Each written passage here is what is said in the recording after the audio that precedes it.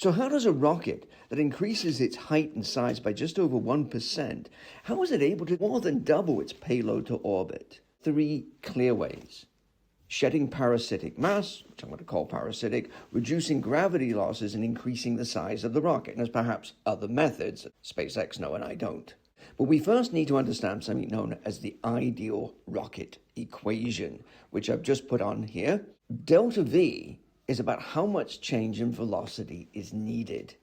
And that is made up of 2 main things. How fast do I have to accelerate to get into orbit, which is about 7,800 meters per second, depending on your altitude, plus something like another 1,500 to 2,000, I'm going to say 1,700 meters per second. And this is split up into 3 things: gravity losses, increasing your gravitational potential energy, and drag. But gravity losses is the largest factor here.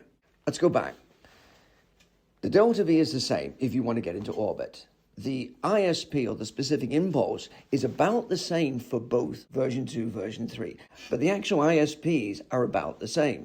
G is the gravitational field strength, that's the same. So the only thing that changes is what I've got here is MI over MF.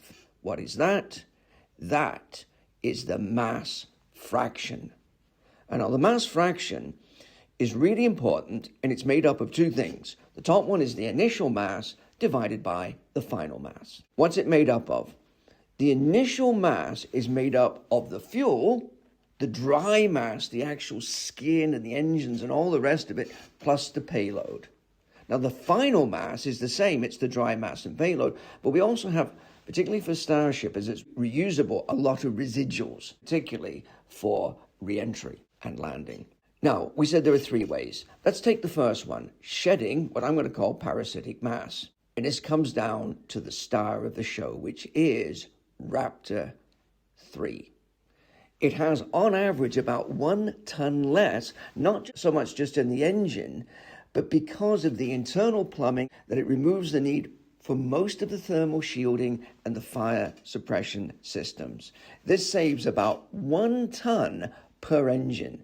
Something like 30 to 35 tons. This is huge. Let's take number 2, reducing gravity losses. Now, gravity losses are a little bit complicated, and you can see this little animation here. You might want to have a just check of my video. And it's about the energy used to fight gravity. Now, that's interesting because it adds up over time. It's a cumulative amount. It's a little bit complex, but here's the simple way of looking at it. The less time to orbit for the same parameters, the less gravity losses you have. And that means you reduce your delta V. So let's go back to the rocket equation. If we reduce our delta V, what does it mean?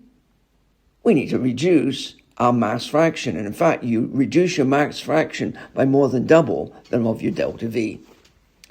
So how do we reduce the mass fraction? Well, as we said, the mass fraction, the top is made of fuel, dry mass, and payload. The bottom is the residuals, dry mass, and payload. Let me explain what we do.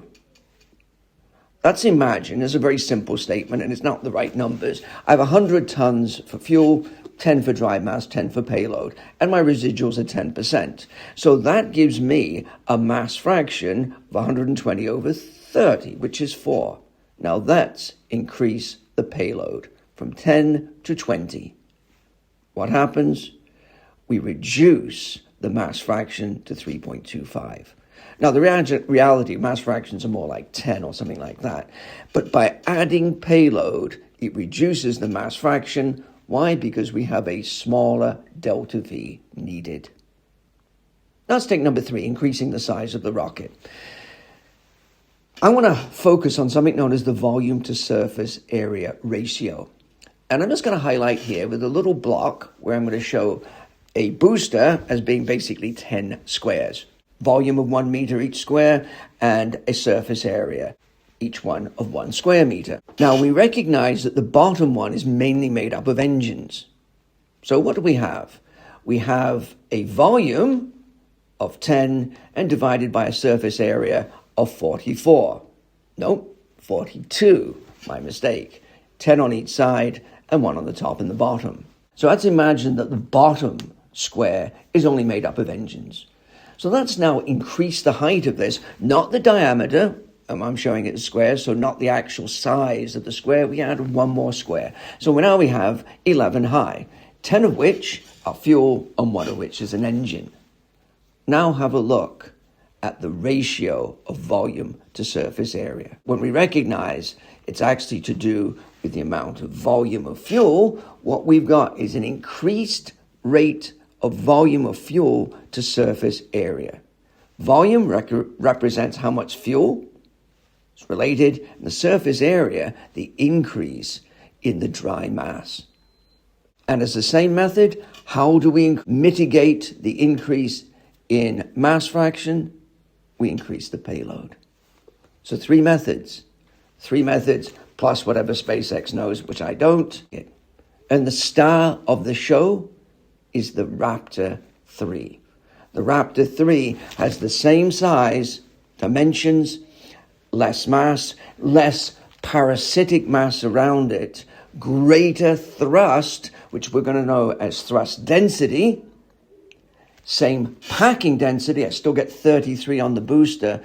This allows me to have greater thrust to weight ratio. I get to orbit quicker. I can put up a bigger mass, and we can put far more payload to orbit.